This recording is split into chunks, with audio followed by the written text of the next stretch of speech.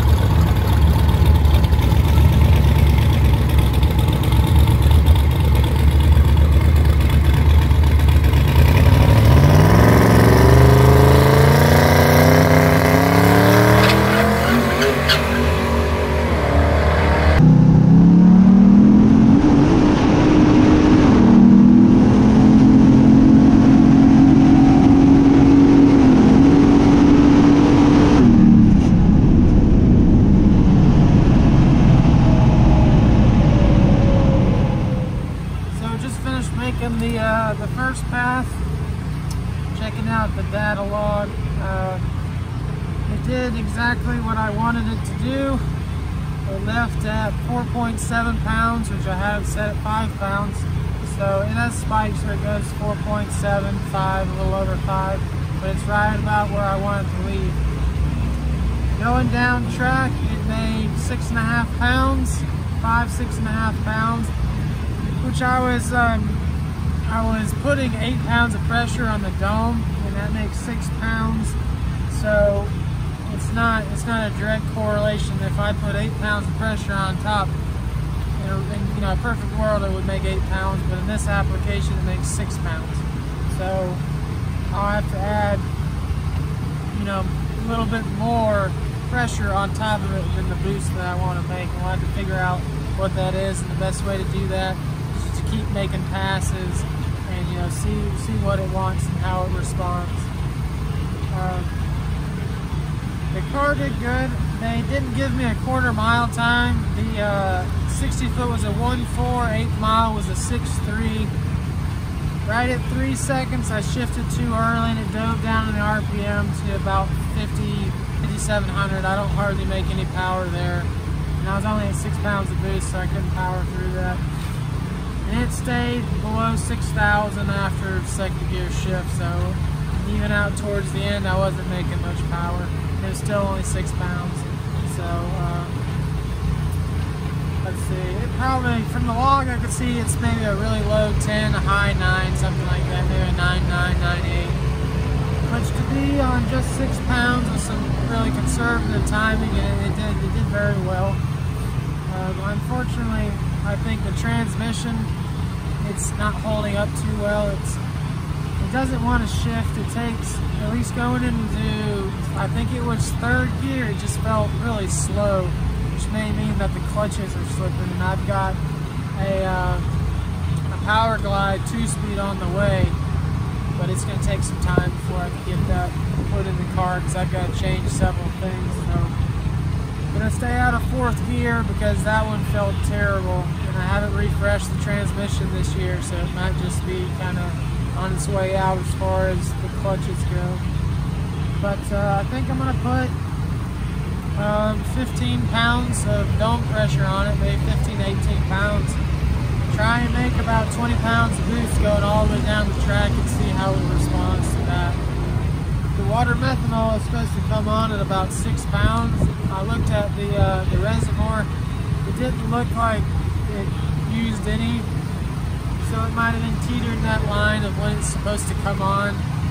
So it never did, which means it's a lot worse because it doesn't have intercooling at all. So it's really hot air coming into the inlets. So This next pass will make some more boost and try and slow down on the shiftings and keep my RPMs up. Trying to shift to about 7,500. 7 to 7,500 shift will be good if I can keep it up there.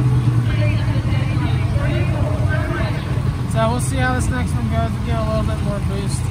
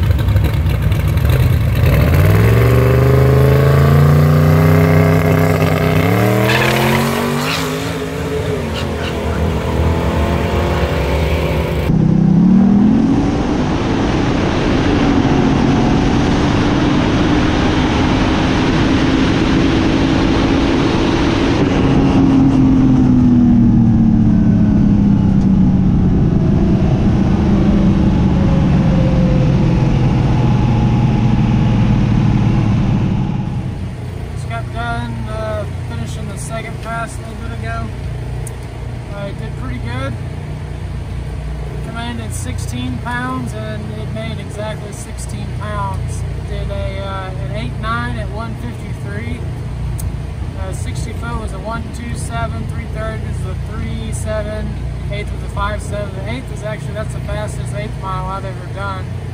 And then the quarter mile was 8.9 with a 7, 153.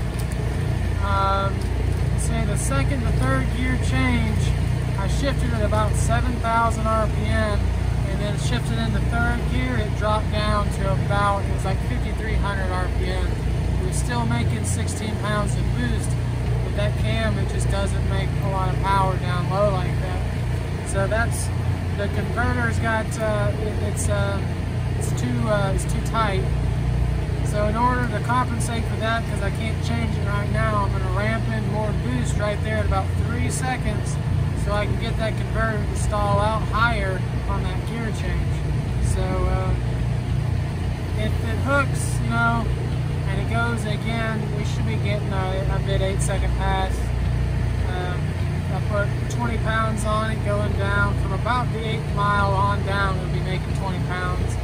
So if I can get that RPM at about 7,000 going down past the traps, they'll do 160, 170 miles an hour. So if I can get it to RPM like that, then they'll do really good.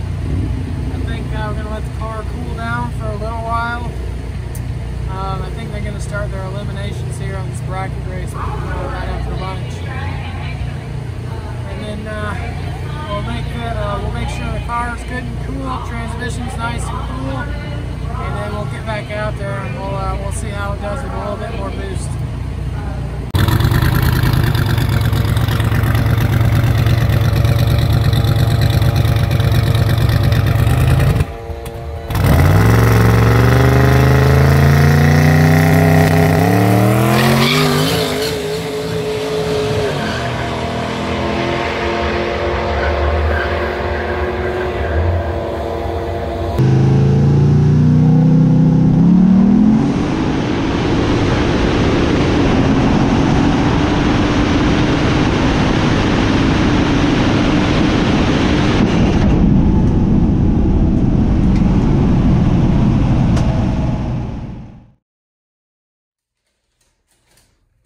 Hello ladies and gentlemen, it is the day after going out to Commerce. Made a driveway on Saturday. This is today Sunday. We go over the last pass we made. Didn't go as I wanted it to. So let me go ahead and read out from the first pass. First pass was only recorded to the 8th mile because we didn't ever tell them that, hey, we want to run a quarter mile. But anyways, so the launch on that was set to 5 pounds. And I believe it left right at 5 pounds, and then it continued down the track at 6 pounds all the way down. So it did exactly what I wanted to do. It wasn't very fast. 8th mile was a 6:30 at 108. And then I don't know, it might have gone below 10, high 9, something like that, to the quarter. The next pass I put in 16 pounds of dome pressure, and it made exactly 16 pounds going all the way down the track. So whatever I put in there, if I want 20 pounds from what it looks like, it'll give me exactly 20 pounds, so it'll be a 1-to-1. Whatever I put on top of it, that's what I'm going to get out of it, which is a really good thing to know. At least it's done it on 16 pounds. At 16 pounds all the way down the track, even with a messed up shift, it went from the shift from first to second was at 7,000. It was kind of shaking the tires, or I think it was bouncing. It was kind of loading and then unloading. Shifted at 7,000. Right at the shift, it dropped down to 5,800 RPM, which is way too far of a drop. So that means that converter's a little bit too tight, or I need to make a little bit more power in that transition. So I took that information for the third pass, and right at 3 seconds, I kept 16 pounds from the launch all the way up to 3 seconds, and then between 3 and 4 seconds, I added in up to 20 pounds past 3 seconds. So it would ramp in between 3 and 4 seconds up to 20 pounds and continue on, trying to get rid of that little dip. But unfortunately, I forgot to turn on the water pump and the fan, so the engine got up to 170 before I was able to do my burnout. And at the end of the run, it was at 210 degrees, which is way hotter than I ever wanted it to be. And I also messed up my shift on that one. I skipped second gear, went straight from first to third. Still ended up running a 9.3 at 147. So it was pretty much a wasted pass, because even though I shifted, first to third, I thought I can check the log and make sure, I was getting the boost that I was trying to, but I had forgotten to put the chip in there. So not only did I run the motor hotter than I was supposed to, I didn't get any data off of it, and I didn't run a very good number, so it was just a wasted pass pretty much. But that was the last one. Checking over the rockers, because it sounds like there's that ticking noise again. All the rocker lashes, at least on the passenger side so far, look fine. I unfortunately have a little oil leak on the back side of the intake manifold at the China wall, so I'm going to have to pull the intake off. But what I think I'm going to do, since I'm pulling the intake off, is I'm going to go ahead and drill and tap each port for a port injection water methanol that I'm wanting to purchase here soon. That'll help equalize the water methanol injection, so each individual cylinder will get the exact amount of water methanol, so it'll be evenly distributed throughout the cylinders. What else am I doing? I'm going to verify the timing to make sure that is where it needs to be. And I think I'm going to try and figure out why this car's cooling system it doesn't cool as well as it should. I mean, it takes a long time for it to get hot, but once it gets hot, you can't cool it down while it's running. I mean, I like to start my burnout at about 140, 145 degrees. By the time I'm done in the run, I want to be about 180, 185 degrees after the pass. So I'm going to try and look into that. Hopefully I don't need a new radiator, because I've modified this one quite extensively for it to work in this chassis, but it's nothing I can't redo. Trying to figure out the cooling system a little bit. The good news is the wastegates are working perfectly. And I mean, it ran an 8.9 on 16 pounds of boost. I can run up to 30 pounds. The timing is still relatively conservative for what I'm running. I'm not running an intercooler, it's just the water methanol cooling it. So the goal is be looking for 7 seconds before the end of the year. Let's see if that's realistic here once I actually start putting some serious power to it. You know, you go from a high 8 to 7 seconds. I mean, 1 second, you know, it takes a lot to get there. So we'll see if there's enough. The transmission, this 4L80E, having a lot of problems, you know, getting it to work the way I want it to. A lot of it's me. I'm not, you know, experienced enough to know, have, you know, the muscle memory of this is what I need to shift for this new setup. Because the old setup was, first gear was very short because the RPM range was only up to 5,500. 6,000 was where I shifted. So it was like almost instant. This one I'm trying to get up to 7,500 RPM, so it takes longer, but I'm used to just clicking first gear pretty much right after I launch. But we're going to get, it is on the way, a Power Glide 2-speed, and going to be getting a Pro Torque converter. Trying to get around a 5,000 stall converter so I can get up in the power band more easily, because this one is dropping a lot in between the shifts, over 1,000 RPM. Generally, from what I understand, you want about a 500 RPM drop in between your shift to keep you up in your power band, and we're way more than that, you know. I'd have to look at it. It might be closer to 1,200, 1,300 RPM. It's quite substantial. I mean, it lugs down the motor so much. I mean, when you first launch, I mean, that thing has gobs of power, even with 16 pounds. I mean, it's pulling hard. And then after that shift, it drops down low, and then it slowly over the last, you know, 5 seconds or so, pulling up in the last little bit. You're finally starting to pick up RPM to get the speed where you're supposed to, but you know, we're losing hopefully a solid second of time where, you know, that RPM is low. And that will put us, you know, around 7 seconds or so.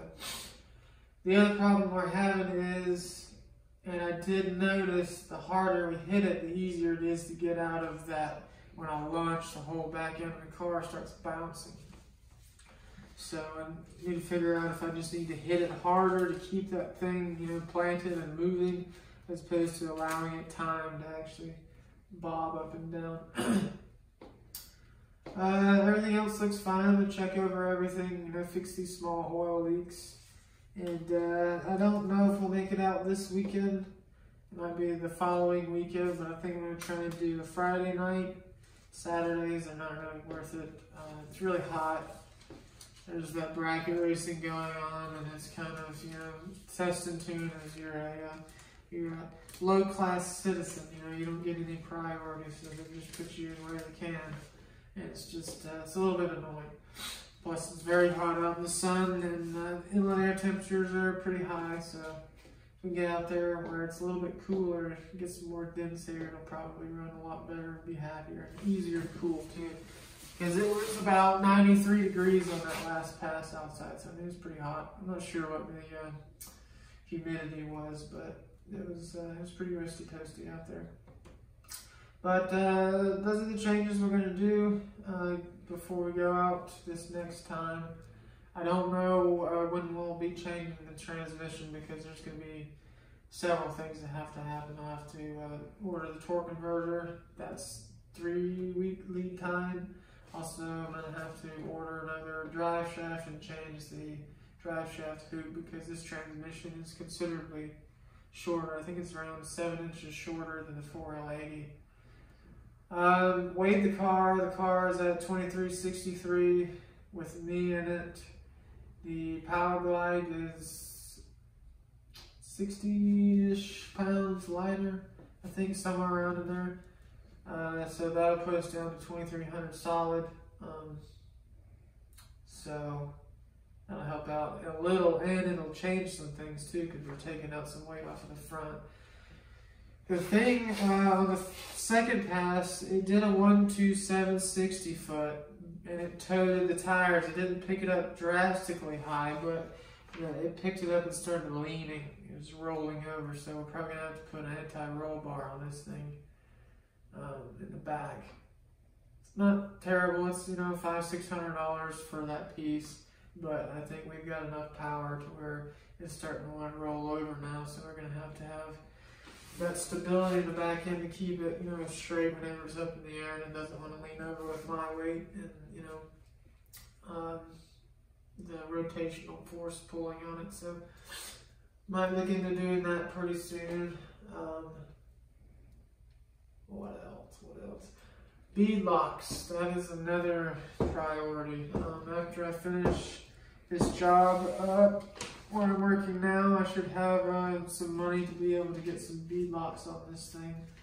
Once we get bead locks, I'm going to try and hit it as hard as I can without, you know, trying to pop a massive wheelie to see if I can get a 160 foot out of this car. So that's pretty much it. Got a couple changes to make, nothing crazy, and we'll keep you posted on any of the changes. I'll probably do a little bit of recording on some of that since I haven't in the past, but keep you guys posted.